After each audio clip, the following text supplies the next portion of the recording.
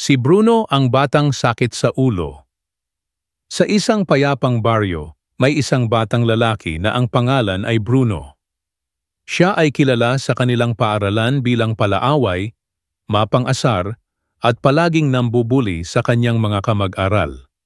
"Ano yan drawing mo?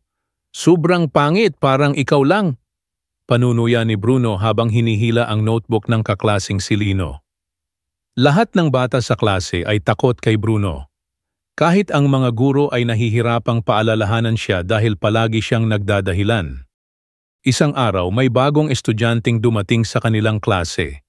Siya ay tahimik, may malaking salamin, at medyo mataba.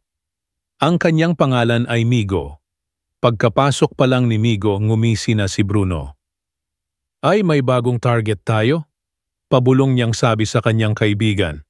Sa loob ng ilang araw, pinagtatawanan niya si Migo. Inaagawan ng baon, tinutulak sa pila, at tinatawag na Dabianong may salamin. Pero isang hapon, nang pauwi na si Bruno galing paaralan, nadulas siya sa putikan at muntik nang mahulog sa bangin sa likod ng eskwelahan. Napasigaw siya, "Tulong! Tulong! Ayoko pang mamatay!" Walang ibang tao sa paligid. Ngunit maya-maya'y may narinig siyang boses. "Bruno! Hawak ka sa kamay ko!" Sigaw ni Migo habang inaabot ang kanyang braso. Nagdalawang isip si Bruno. "Bakit mo ako tutulungan? Palagi kitang inaasar." Ngunit matatag ang sagot ni Migo.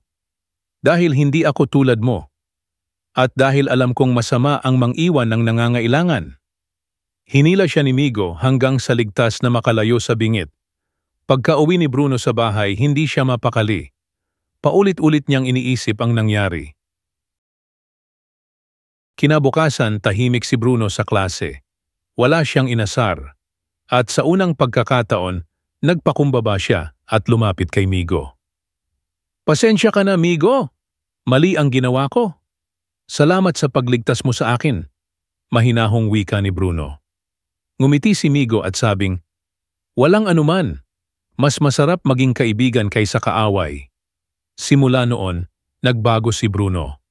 Hindi man agad naging perpekto, unti-unti siyang natutong gumalang, makisama, at higit sa lahat, humingi ng tawad sa mga nasaktan niya noon. Aral ng kwento. Ang tunay na lakas ay hindi nasusukat sa pagiging malakas o sa pananakot sa iba, kundi sa kakayahang magpatawad, magmahal, at tumulong kahit sa mga taong nakasakit sa atin. Lahat ay may pagkakataong magbago, basta't bukas ang puso. Mangga ka break time! Kung trip niyo tong content, huwag kalimutang mag-subscribe ha! Please like, share, then hit niyo na rin yung bell para hindi kayo nahuhuli at laging updated. Tara, break time muna tayo!